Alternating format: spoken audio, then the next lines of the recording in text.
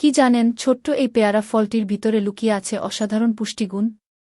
পেয়ারা vitamin C এর দারুণ উৎস। অনেক সময় একটি পেয়ারাতে কমলার থেকেও বেশি ভিটামিন সি থাকে, যা আমাদের শরীরের রোগ প্রতিরোধ ক্ষমতা বাড়াতে সাহায্য করে। এছাড়া পেয়ারায় রয়েছে প্রচুর ফাইবার।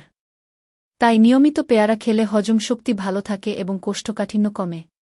পেয়ারা হার্টের জন্যও ভালো। এতে থাকা পটাশিয়াম ও অ্যান্টিঅক্সিডেন্ট রক্তচাপ নিয়ন্ত্রণে সাহায্য করে।